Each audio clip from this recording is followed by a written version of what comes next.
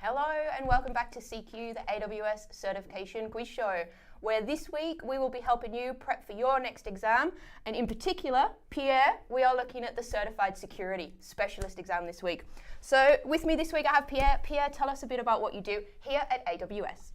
Thank you very much, MJ, for having me in the cab ride today, going downtown. I'm very excited. I'm looking forward to it. And as a gentleman, I'll get the cab, so don't worry about that. I mean, that's why I invited you in the first place. So okay, much appreciated. Hopefully we don't have any should bugs probably along, go along without the way. saying. Yeah, no doubt. So yeah, I've had the opportunity. I've been with AWS for over 4 years now. Oh wow, bit of a vet. Yeah, in a couple of roles. Started as a technical account manager, and then joined the solutions architecture team and moved into enterprise architecture and a principal solutions architect now. And one of the key things I've been able to do through many of these roles is focusing on security with customers across Australia, going deep and helping them build secure workloads in the cloud, which is really exciting. And I'm grateful that we have the platform and the capabilities that we have to offer for our customers, because it kind of makes it a lot easier from the traditional world where, where I was doing security engineering and operations. I wish I had these tools that we have today back then. So really exciting, and hopefully we can help our viewers today. So perfectly placed to help us with our security specialist exam today, I would say. Fingers crossed. Let's see how we go. I didn't know it used to be a term, so I've learned something new already. Awesome. All right. Where are our viewers from today? So we were thinking about this before. We'd love to hear from you where you are actually streaming from today. So please feel free to pop that in the chat and we'll give you a shout out. Please also remember to vote along with us online. Pierre, we'll have a poll going, see if everyone's agreeing with you or not as you go. Are you ready for today's first question? Righto, let's see what we got. Fantastic. Awesome, nice, easy one up first for you. I like to think. Amazon EBS. Okay, to help prevent data loss due to the failure of any single hardware component, Amazon Elastic Block Storage automatically replicates EBS volume data to which one of the following? Oh, really interesting. I love this question because there's a few ways in which to assess the question. So EBS, Elastic Block Store. So if you hear any particular service and what the service does, one of the things I think is important for our viewers to understand when going through the questions, and maybe if I can say it's a bit of a pro tip. A pro tip? Yeah. So do you mean exam tip of the week already? First sentence into the show. Sorry, yeah. Let's do it. Fantastic. All right, shoot. What is your professional exam tip of the week? So when you're looking at the services and the question, think about whether the services are global in nature, so like Route 53 or our Identity and Access Management Service. Perfect. Or whether they are regional in nature, something like S3, our Simple Storage Service, or like Amazon EBS, which is a zonal service, which is localized within an availability zone. And that can help you contextualize what are some of the options in which we manage availability of those services. So specifically, we think about EBS, it's zonal bound. Now that we understand the context of the actual service we're reviewing, let's go see which one of these answers is relevant. So we want to talk about replicates EBS volume data to which one of the following. Within the same availability zone in a region. I really like that one so far. Let's keep going. Straight up, always check all of the answers, right? 100%, yeah. And so viewers out there, even though you're feeling strong on a particular answer, keep going and just double check yourself. So number 2 here, across availability zones in the same region. Well, if we know the purpose of EBS and the context that it is a zonal service, number 2 is probably not a viable option for our viewers. Hello to Flying Dingo Dog in Denver, Colorado. We did get Denver, Colorado. So continue, number 3. All right, third option, across availability zones in the same region and in one other region. That would be pretty cool, but I don't think that is one of the EBS features. Across availability zones in the same region and in every other region. Wow, that would also be really great, but I don't think that's relevant for today. So I'm going to lock in within the same availability zone in a region, number 1. So locking in number 1, while I let the poll load a bit, Pierre, do you want to quickly talk us AZ region? Give a few definitions for our viewers. Really good point, thank you. So if you think about our global infrastructure, we have 66 regions across the globe, 66 availability zones. And regions are made up of availability zones, and an availability zone is made up of one or more data centers. And what's really important when you think about the availability zones, they have separate power and network facilities to manage them independently of each other, which is really important because if you're architecting on the platform, you want to understand the availability model around which you're architecting on. And Perfect. so, actually, I want to share another little tip if I can. Okay, For no, everybody. please do. I mean, you're already breaking all the rules, Pierre, so why not? I'm enjoying the cab ride so much. It's bloody hot here. Can we crack a window in this cab? Hey, this cab ride comes with water as well, so I'm really grateful for that. Shame it's not champers. Oh yeah. So what I wanted to share, when you're designing for your systems on the platform, some of the key principles that we adhere to as well is security is our top priority. It is job zero for everybody in the organization, right? And so everybody has a role to play with security. That's number one there. The second thing is for us, durability is super important. We don't want to lose customer data. And so look at EBS, as part of the service, we do automatic replication for our customers, which is really great. And thirdly is availability. And so when you're leveraging the platform, what are the availability benefits that you get from the platform? So those three things, once again, security, durability, and availability are super important when leveraging the platform. And so as you go through and architect and use our services, keep that in mind as well. And really important for a lot of the question scenarios that will come up throughout these exams, no matter what exam 100%. You're looking at. Perfect. Okay, so locking in number one. Let's do it. All right, and how did our viewers go? 82%, so pretty much everyone. Awesome. Luckily. Awesome.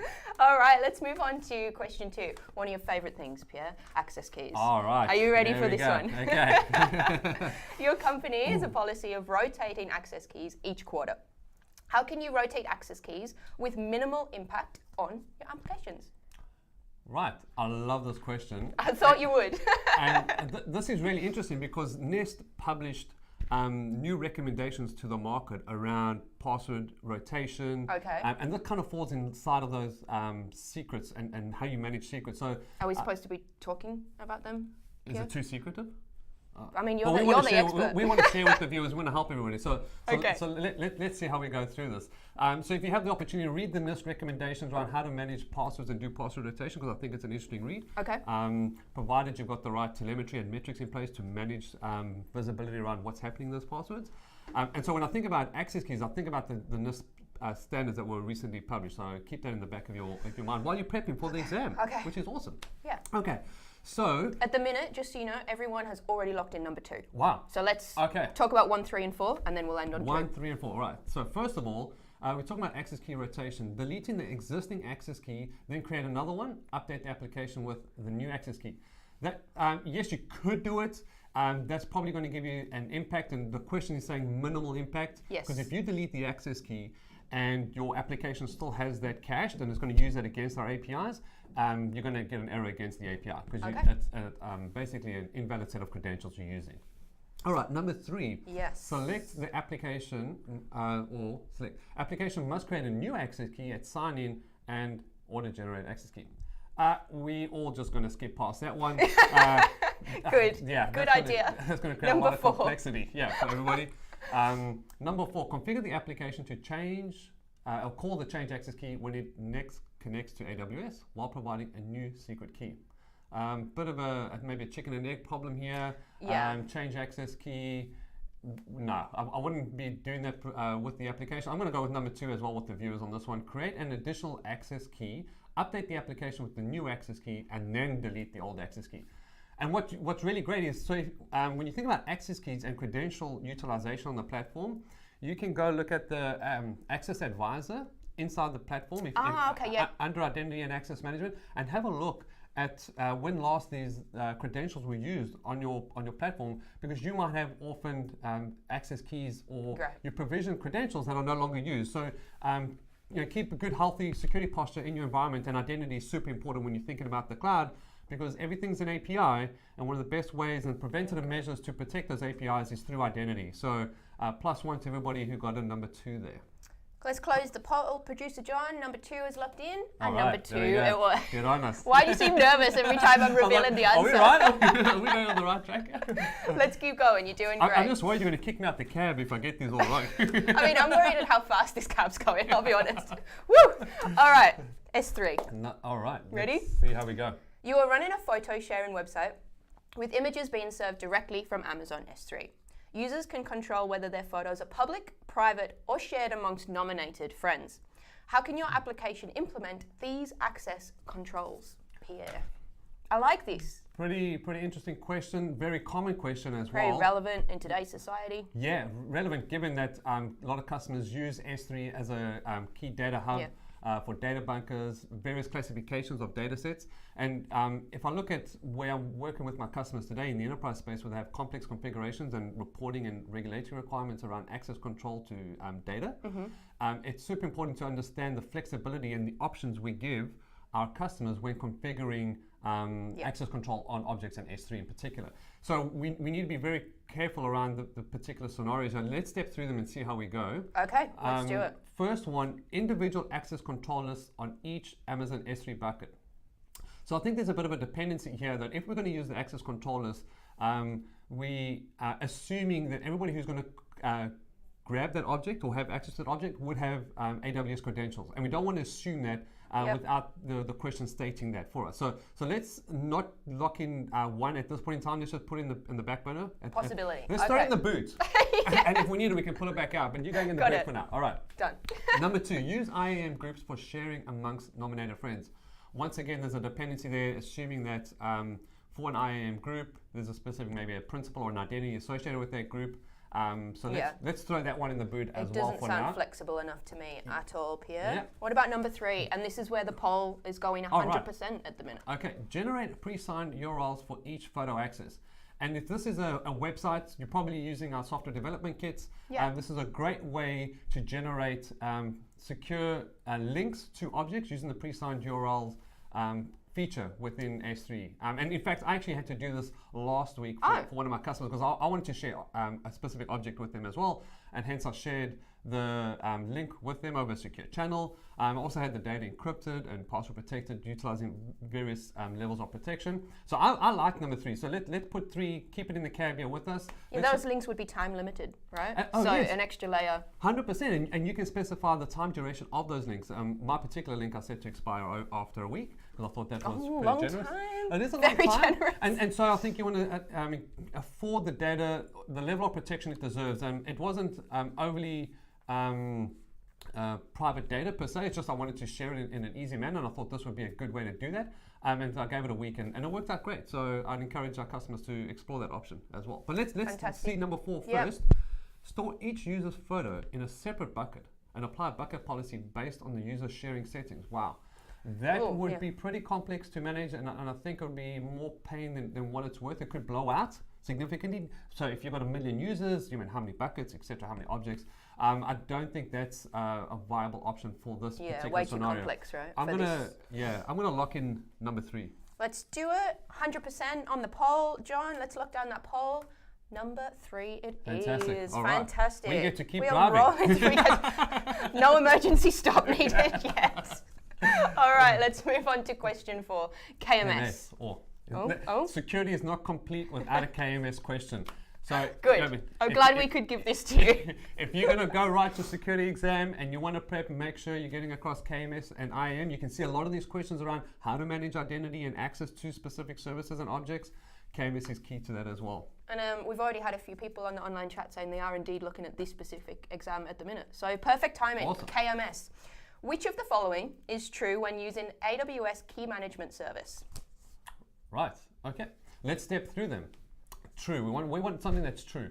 All API requests to AWS KMS must be made over HTTP. Given confidentiality and security, I would say we want everything over TLS, HTTPS. All our APIs are published securely. I'm going to throw that one in the boot for now. Keeping it, not totally throwing it away. Oh, okay. Yeah. Well, it's as far back in the boot as it can go for now.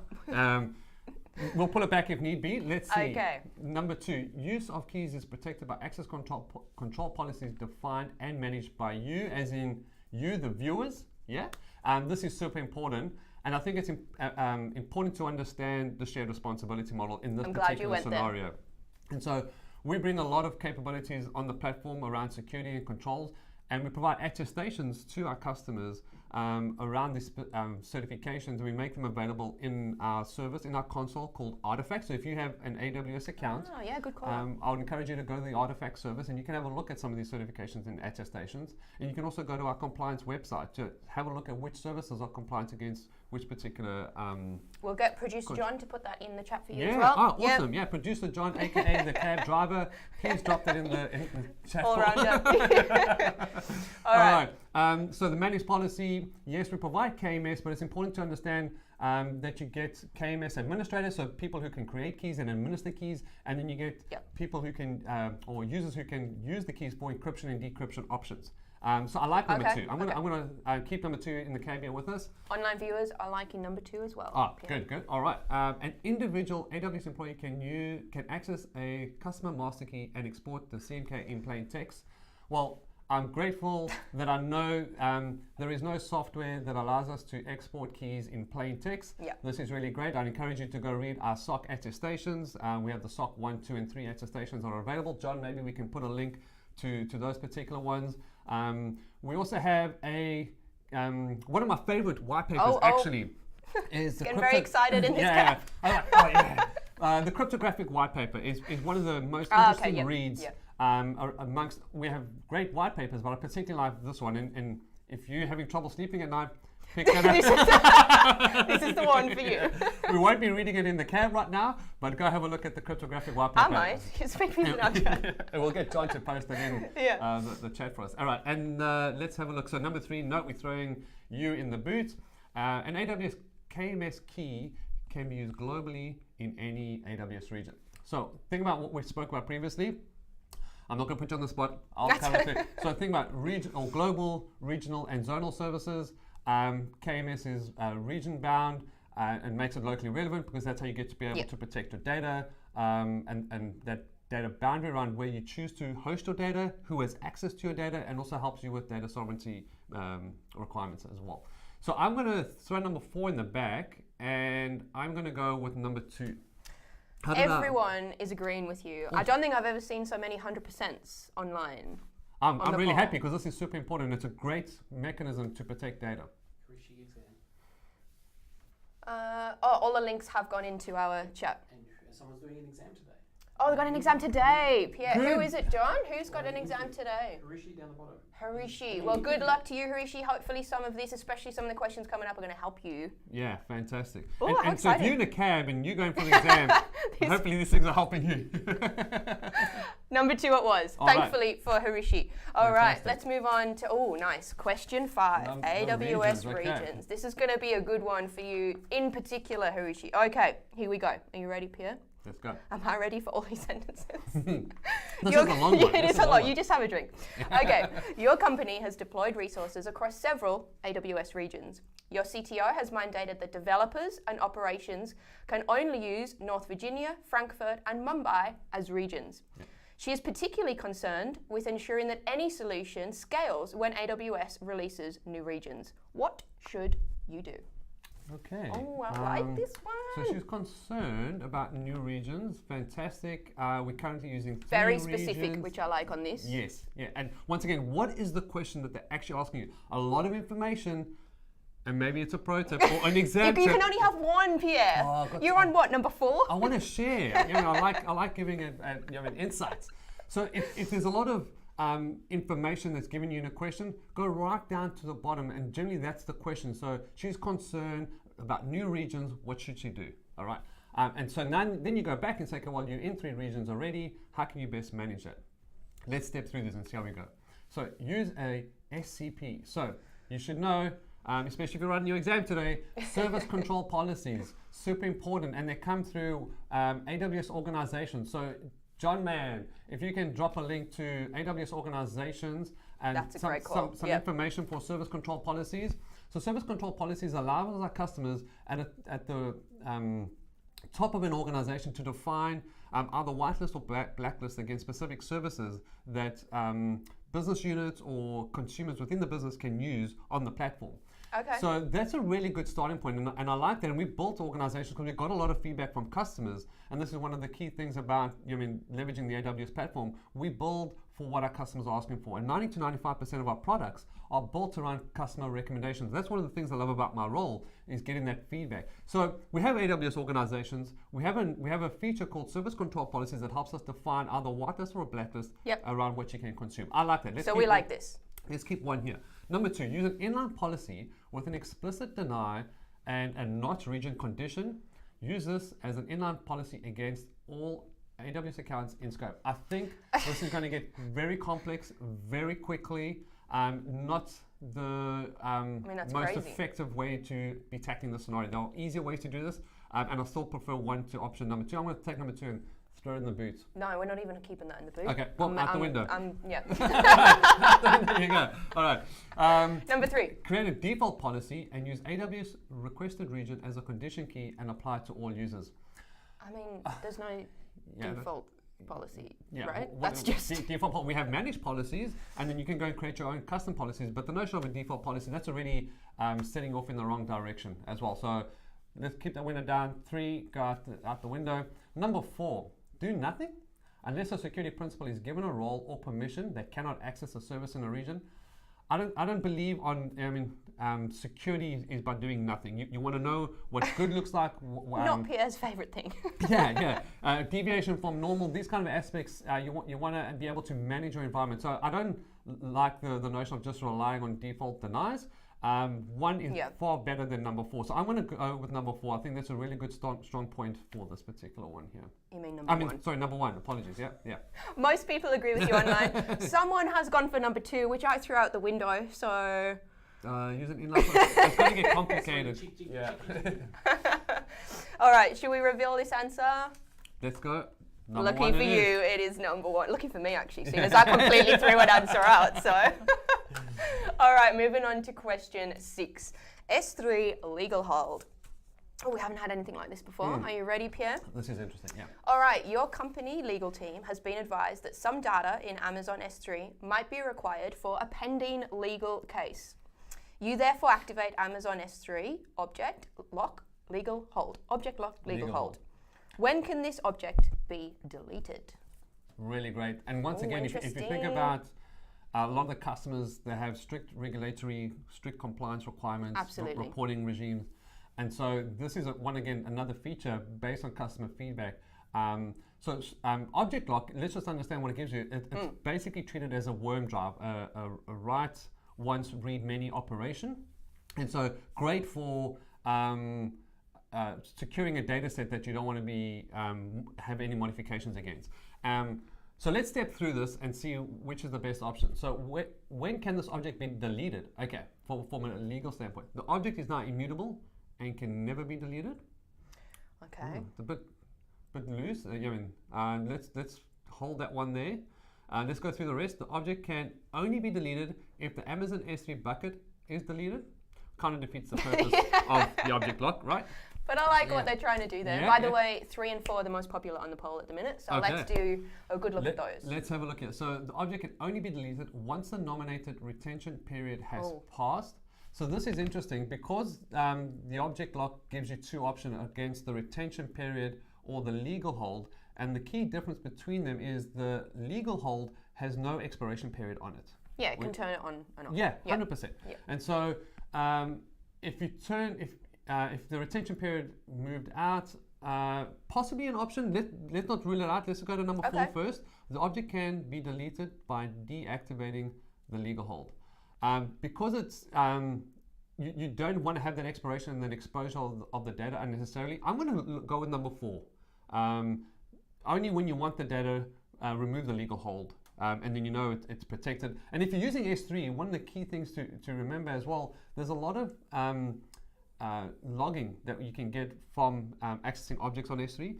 So S3 access logs, you might want to put that in a specific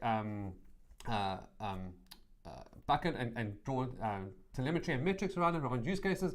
John, maybe you can just share a link around object lock, but also some of the S3 access logs that are available, just to help our customers. So you want to know who's making changes on S3, so you can do that via CloudTrail and our APIs, because those are API calls, which is awesome. I love CloudTrail. But you want to know what... I think every one of our guests has said that when they've come on the show. Everyone is a fan of CloudTrail. Exactly. And so if you think about it, traditionally, when I was doing security and engineering and operations role, how do you know what's happening across that data center and that infrastructure that you're going to manage? And this is You need an audit trail. Exactly. And on the platform, CloudTrail helps you with that visibility. So I truly believe you get more visibility on the platform today to understand what's happening inside of your environment. So CloudTrail is great. S3 access logs help drive a lot of visibility around your environment and what's happening. But for this particular one, let's go with number 4. Locking in number 4, if we can shut that poll, John. We did get a mix. We actually had a couple for 1. Most people went for 3. So they're going against you, Pierre. First time we've had a split on the poll. I thought it might be a contentious one, but I'm gonna stick to my guns here. Well, you can't change it now. It's locked in. So. No. Okay. And our special guest is correct again, thankfully. Fingers crossed. Don't kick me out the cab. Yeah. I'm trying not to. I mean, you're doing pretty well. There's no reason to yet. Shall we move on? All right. Number 7. A bit of Kinesis. Amazon Kinesis. Are you ready? All right. Yeah. Your company has resources in the cloud with AWS and in a data center connected via AWS Direct Connect. Great. Yep. You have applications in both locations that generate logs as messages, and you wish to capture them and process them inside your AWS environment. How can you minimize effort and maintain security? Right. So. Is this a common? This is a long question. Customer requirement? Yeah, and interesting. From an enterprise standpoint, they're not born in the cloud. So we have customers that are born in the cloud, digital natives, startups. They don't really have legacy environments, right? As much as our large enterprises would. And so our enterprise customers tend to operate in a hybrid context where they have on-premises infrastructure connecting to the cloud. Exactly like this. Yeah, and so one of the key things in which they're able to facilitate that interaction between the on-premises environment and the cloud is by leveraging Direct Connect. Which is dedicated connections to the customers that allow them to connect to our platform. So if you've got Direct Connect connecting and you're worried about the security of those logs, let's step through these questions and see how we go. So create an Amazon EC2. Can you just, I know I'm totally interrupting you. Pull out the parts of this question that you would concentrate on. Because it's a long question for people to digest, right? Yeah, that's really great. So let's first of all understand what is the question asking us. Yeah. How can you minimize effort and maintain security? So I'm going to be thinking about those two aspects. So perfect. And already it sounds like there might be a few options, but I want to think about effort. I know I've got a data center. I've got the AWS platform I'm connecting to. I've got a direct connect that's facilitating that interaction between the two. And that's pretty much what you need to know. Yeah. So I've drawn a mental model in my head, and I understand the question. Okay, so minimal effort, maintain security. So create an Amazon EC2 instance in a private subnet inside the VPC. Install the Kinesis agent on this instance and stream messages across AWS Direct Connect to the EC2 instance. That is a lot of work, Pierre. Wow. Yeah. So you want the EC2 instance, it's the agent deployment, the Kinesis consumer library. I feel like this would work, but it's besides that minimize the effort part, right? Is that? Yeah. So let's keep it. Let's not throw it out the window just yet. All right. I'm not risking that anymore. All right. Create an Amazon EC2 instance in a private subnet inside the VPC. So very similar to the first question, yeah? Yeah. Install the Amazon Kinesis agent on this instance. Put a load balancer in front of the EC2 instance and stream messages from across the internet to the load balancer. So you can't even get through the answer. So I'm just going to say I don't like this answer. It's a lot. And the key thing that threw me off there was internet. And I want to think about my security posture. So over Direct Connect. A lot of effort and potentially not the most secure. Exactly. Okay. 100%. So use AWS Direct Connect over AWS Direct Connect to stream. Direct Sync. What's Direct Sync? So Direct Sync is one of the new services that we've launched on the platform. Once again, John Mann, if you can drop something in the chat for our viewers, please. So Direct Sync allows our customers to facilitate data copies or data synchronization up into the platform as Learning something new. Yeah, really great. There's a lot of services to be across, so thanks for keeping me across. So use AWS Direct Sync over AWS Direct Connect to stream messages to an Amazon S3 bucket. Use an Amazon Kinesis agent to process the messages. Is it the most viable option? Less effort? Possibly could build this particular not exactly scenario. How it works, as far as I can see. You got to figure out the Kinesis. You got to get the event out of S3 and process that, and then go pick up the object. A lot of effort, and you got to write some code and all. So let's just pause that. Yep. Stream messages over Direct Connect to a VPC interface endpoint bound to Amazon Kinesis. And if you think about a lot of the plumbing's done for you, so the VPC interface. No one's gone for this answer though on the poll. Really? Yeah. Oh. They've gone for 1 and 3. But one's a lot of effort though, right? And all we want to do is ingest the logs. We got to get this one right for our and we had exam 3, sitter which today. was the direct sync. And then Kinesis agent, but you got to write some smarts to process that. I'm going to still go with number 4, just from an effort standpoint. Pretty easy VPC interface, because VPC interface endpoints are accessible over a direct connection. Yep. And so I think that's the least effort, gives you the security that you're looking for as well. Fantastic. Let's reveal that answer. Polls locked in number 3 in the end. Number 4 it is. 100%. Pierre, thank you so much for taking this trip with me today. It's been a bit of a bumpy ride. Thank you everyone online. We hope you tune in next week for our next episode of CQ. Thank you everybody. Bye. Enjoy. Beep, beep.